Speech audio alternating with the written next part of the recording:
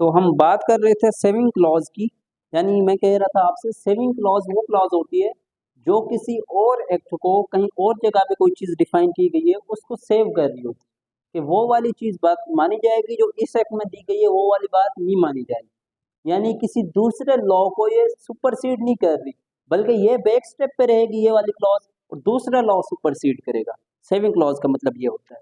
अब ये इस तरह कहता है कि except where it is herein otherwise expressly enacted, यानी उस जगह के अलावा जहां इस जो बात ये नीचे करने वाला है इसके अगेंस्ट कोई बात की गई है एक्सप्रेसली, उस चीज के अलावा nothing in this act shall be deemed. नीचे वो 3-4 कंडीशंस बता रहा है कि इन चीजों का इफेक्ट कोई भी नहीं होगा। यानी इस सेक्शन में, इस पूरे एक्ट में कोई बात की गई है जो इन चीजों के अलहदा है, इन चीजों के अगेंस्ट है। जो नीचे उसने 3 चीज बताई है, इन 3 चीजों के जो अगेंस्ट है, और उसने उन जहाँ पे वो बात की गई है वहाँ एक्सप्रेसली भी नहीं कहा कि ये बात सुपरसीड करेगी, तो वो बात सुपरसीड नहीं करेगी। और जो ये 3 बातें की गई हैं किसी और एक्ट में, वो वाली सुपरसीड करेंगी। ये जब आप पढ़ेंगे इनको फिर आपको समझ आ जाएगा। यानी कि किसी दूसरे स्टेट्यूट के इफेक्ट को ये चीज बचाती है, उसको सेव करती है, और अपने आप के इफेक्ट को बैक स्टेप पे करती है, उसके इफेक्ट को सुपरसीड करती है। तो ये सेविंग क्लॉज होती है। और इसके मुकाबले में इसके अगेंस्ट जो क्लॉज होती है नॉट विद स्टैंडिंग की, या आप कहें not with standing content anywhere, इस तरह अक्सर स्टैट्यूट हम पढ़ते हैं लिखा हुआ होता है, या कॉन्स्टिट्यूशन में भी काफी जगह यूज हुआ है। नॉट विद स्टैंडिंग का मतलब है कि इस क्लॉज के सामने कहीं अगर इसके अगेंस्ट कोई और बात की गई है वो स्टैंड नहीं करेगी, ये क्लॉज सुपरसीड करेगी। यानी जहां पे लिखा हुआ not with standing anything content in, तो इसका मतलब वो वाली क्लॉज जहां में लिखा हुआ है वो सुपरसीड करेगी। अगर इसके अगेंस्ट कोई किसी और क्लॉज में बात की गई है वो सप्रेस रहेगी, वो बैक स्टेप रहेगी। लेकिन सेव एज का मतलब ये होता है इसके अगेंस्ट कि ये वाली क्लॉज बैक स्टेप पे रहेगी और दूसरी वाली क्लॉज जहां पे कोई और किसी और क्लॉज में यही बात की गई है वो वाली सुपरसीड करेगी। ये इन लोगों के दरमियान सेव एज और नॉट स्टैंडिंग एक दूसरे के अगेंस्ट होते हैं। अच्छा, अब ये कौन कौन सी बातें कर रहा है? To give any right to relief in respect of any agreement which is not a contract. यानी कि आपने कॉन्ट्रैक्ट की डेफिनेशन पढ़ी है, any agreement which is enforceable by law, वही कॉन्ट्रैक्ट होता है ना। बेसिकली इसका मकसद ये है कि जो एग्रीमेंट है जो इन्फोर्सिबल बाय लॉ नहीं है, जो कॉन्ट्रैक्ट नहीं है, उन एग्रीमेंट की बेस पे ये वाला एक्ट भी कोई रिलीफ प्रोवाइड नहीं करेगा। यानी कि देखें आप, nothing in this act shall be deemed, इस एक्ट के तहत वो काम नहीं किया जाएगा to give any right to relief in respect of any agreement which is not a contract. किसी भी ऐसी बात के बारे में, किसी भी ऐसे एग्रीमेंट के बारे में कोई रिलीफ नहीं दिया जाएगा जो एग्रीमेंट इन्फोर्सिबल बाय लॉ नहीं है, जो एग्रीमेंट कॉन्ट्रैक्ट नहीं है। यानी जो भी एग्रीमेंट इन्फोर्सिबल बाय लॉ नहीं है उसको ये कोई रिलीफ नहीं देगा उसकी बेस पे। अच्छा, दूसरी बात क्या करता है?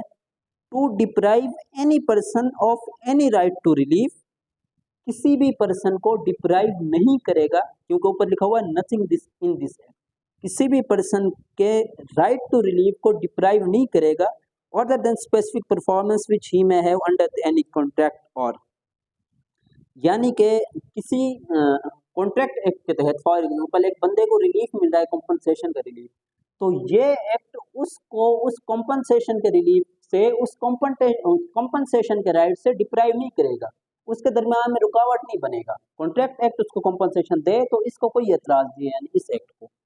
तीसरी चीज है to affect the operation of the registration act on documents, यानी रजिस्ट्रेशन एक्ट ने अगर कोई बात की है कि ये documents are compulsory to registrable हैं, यानी इनको रजिस्टर कराना लाजमी है, तो ये एक्ट ये नहीं कहेगा कि नहीं बेशक वो रजिस्टर ना हो तो मैं उनको फिर भी राइट दूंगा, इस तरह नहीं। जो बात कौन रजिस्ट्रेशन एक्ट ने की है उसको ये सुपरसीड करे, वो बात सुपरसीड करेगी। इसमें अगर उसके कंट्रेरी कोई बात की गई है तो वो सप्रेस रहेगी, वो बैक स्टेप पे रहेगी। ये बेसिकली सेविंग क्लॉज है। अब ओवरऑल मैं इसको बताता हूँ सेविंग क्लॉज क्या है। सेविंग क्लॉज वो क्लॉज होती है जो किसी दूसरी क्लॉज के इफेक्ट को सेव कर रही होती है। अब इसमें इसने 3 चीजें बताई हैं कि किसी भी ऐसे एग्रीमेंट की बेस पे कोई रिलीफ नहीं दिया जाएगा जो एग्रीमेंट इन्फोर्सिबल बाय लॉ नहीं है, तो दूसरी जुबान में जो एग्रीमेंट कॉन्ट्रैक्ट नहीं है। दूसरी बात इसने बताई है कि to deprive any person of any right to leave, अगर कोई और एक्ट, कोई और स्टेचूट या कोई और लॉ किसी भी शख्स को कोई रिलीफ दे रहा है, तो ये एक्ट, स्पेसिफिक रिलीफ एक्ट, उस शख्स को उस रिलीफ से डिप्राइव नहीं करेगा। जिस तरह मैंने आपको मिसाल दी कॉन्ट्रैक्ट एक्ट, ये कॉन्ट्रैक्ट एक्ट किसी को रिलीफ दे रहा है तो उसको ये डिप्राइव नहीं करेगा। अच्छा, आगे अदर देन स्पेसिफिक परफॉर्मेंस, लेकिन ये स्पेसिफिक परफॉर्मेंस के लिए किसी को इन्फोर्स कर सकता है। अच्छा, विच ही में भी अंडर कॉन्ट्रैक्ट, अगर कॉन्ट्रैक्ट में उनके आपस में दरमियान कोई बात हो गई थी और बाद में एक बंदा उस कॉन्ट्रैक्ट से भाग रहा है तो ये इन्फोर्स कर सकता है। नहीं, अब आप अपनी बात से नहीं भाग सकते, आपने स्पेसिफिकली परफॉर्म करना है। To affect the operation of registration, यानी रजिस्ट्रेशन एक्ट के किसी इफेक्ट को या कोई उस पे यानी असरअंदाज नहीं होगा। उसमें जो इफेक्ट बताया गया है नॉन रजिस्ट्रेबल, किसी रजिस्टर्ड डॉक्यूमेंट जो लाजमी कराना है, registrable document, compulsory registrable document, अगर उनको नहीं कराते तो उनका कोई इफेक्ट नहीं रहता। ये एक्ट ये नहीं कहेगा नहीं उनका इफेक्ट नहीं रहता, वो तो रजिस्ट्रेशन एक्ट कहता है हमारे तहत रहता है, इस एक्ट के तहत रहता है, ऐसी बात नहीं है। जिन डॉक्यूमेंट्स का यानी रजिस्ट्रेशन एक्ट में कोई इफेक्ट नहीं है, इसके अंदर भी ये डॉक्यूमेंट भी उनको कोई रिलीफ नहीं देगा और इसकी नज़र में भी, इस एक्ट की नज़र में भी उनका कोई इफेक्ट नहीं है। यानी रजिस्ट्रेशन एक्ट की क्लॉजेस सुपरसीड करेंगी, इसकी क्लॉजेस बैक स्टेप पे ही रहेंगी। ये बेसिकली सेविंग क्लॉज का इधर होल जो आपको मैंने ओवरव्यू दिया है। उसके बाद है specific relief how given, specific relief is given. अब मैंने आपको इंट्रोडक्शन का जो हमारा सेकंड लेक्चर था उसमें मैंने आपको हाउ का अच्छा पूरा ओवरव्यू दिया था कि how specific relief act provide specific relief. उसमें हमने जितने भी स्पेसिफिक रिलीफ ये देता है सारे वन बाय वन डिस्कस किए थे शॉर्ट से, और आगे हम इनको डिटेल में पढ़ेंगे। अब ये भी उनके नाम ही बता रहा है कि कौन कौन से स्पेसिफिक रिलीफ ये वाला एक्ट देता है। By taking possession of certain property and delivering it to claimant, यानी हमने वो जो पढ़ा था recovery of possession second lecture में, जो हमारा मैंने आपको बताया था स्पेसिफिक रिलीफ के मोड्स में या वेज में रिकवरी ऑफ पोजेशन, वो वाली बात यहाँ से प्रूव हो गई। By ordering party to do the very act which is under an obligation to do, यानी किसी भी पार्टी को फोर्स कर सकता है कि आप ये काम करो जो ऑब्लिगेटरी हो, उस पर करना जरूरी है, उसको फोर्स कर सकता है। अच्छा, by preventing a party from doing that which is under an obligation not to do, यानी किसी भी शख्स की या किसी भी पार्टी की कोई ऑब्लिगेशन है कि आपने काम नहीं करना, तो उसको इन्फोर्स करा सकता है कि आपने इस काम से रुके रहना है, आपने काम नहीं करना। जिस तरह प्रिवेंटिव रिलीफ में मैं आपको प्रोहिबिटरी रिलीफ या मैंडेटरी रिलीफ का मैंने आपको बताया था, ऊपर वाला मैंडेटरी में फॉल करेगा, नीचे वाला प्रोहिबिटरी में। अच्छा, by determining and declaring the rights of parties otherwise than by an award of compensation, यानी ये किसी भी राइट को डिक्लेयर करेगा, जिस तरह मैंने आपको बताया था declaratory decree. By appointing a receiver, appointing a receiver का भी मैंने आपको बताया था सेक्शन 44 में डिफाइन किया। तो बेसिकली जो मोड ऑफ स्पेसिफिक रिलीफ है वो ये हैं जो मैंने आपको लेक्चर 2 में ब्रीफ सा उनका ओवरव्यू दिया था। डिटेल में हम इनको चैप्टर वाइज आगे सारे मोड्स को पढ़ेंगे। अच्छा, सेक्शन 6 क्या कहता है? सेक्शन 6 कहता है कि प्रिवेंटिव रिलीफ, उसी को यानी ऊपर जो प्रिवेंटिव रिलीफ बताया उसी के बारे में कहता है specific relief granted under clause C of section 5 is called a preventive relief, यानी इंजंक्शन का जो भी रिलीफ है वो प्रिवेंटिव रिलीफ कहलाएगा, जो इसमें क्लॉज सी में बताया गया। अच्छा, सेक्शन 7 क्या कहता है? Relief not granted to enforce penal law, specific relief can not be granted for the mere purpose of enforcing a penal law. Penal law कहते हैं किसी भी क्रिमिनल लॉ को जिसमें पनिशमेंट डिफाइन की गई हो, बताई गई हो। अच्छा, इसका इस सेक्शन का मैं आपको मतलब समझाता हूँ। यानी कि मिसाल के तौर पे मैंने आपको कहा था कि रेक्टिफिकेशन ऑफ इंस्ट्रूमेंट, उसी की मिसाल ले लेते हैं। रेक्टिफिकेशन ऑफ इंस्ट्रूमेंट, रेक्टिफिकेशन का मतलब है किसी भी इंस्ट्रूमेंट की तस्हीह करना। हो सकता है उधर एक मिस्टेक जो हुई थी, मिस्टेक नहीं थी, वो फ्रॉड की वजह से उसमें कोई गलत चीज़ इनपुट कर दी गई थी जो उन पार्टीज की या उनमें से एक पार्टी की रियल इंटेंशन नहीं थी, फ्रॉड की वजह से वो गलत चीज़ कर दी थी। अब कोई बंदा सूट फाइल करता है रेक्टिफिकेशन ऑफ इंस्ट्रूमेंट का मिसाल के तौर पे, और उसकी तस्हीह हो जाती है, ये बात वो साबित कर देता है कि आपने वाकई फ्रॉड के जरिए आपके साथ ये काम हुआ है, हम इसकी कोर्ट कहती है कि तस्हीह करते हैं, फ्रॉड साबित हो गया दूसरे बंदे का।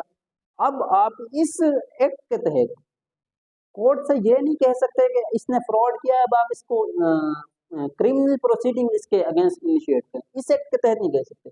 यानी पीनल लॉ को, फ्रॉड तो उसने किया है, क्राइम उसने किया है, ऑफेंस उसने किया है, लेकिन पीनल लॉ को इस एक्ट के तहत आप इन्फोर्स नहीं करा सकते। अगर आपने उसको सजा दिलवानी है तो आप फिर पीपीसी में जाएं या उसके खिलाफ एफआईआर करें, इस्तेगासा वगैरह जो भी है, लेकिन इस एक्ट के तहत कोई पीनल लॉ को आप इन्फोर्स नहीं करा सकते। दूसरा, इस क्लॉज का मतलब ये भी एक है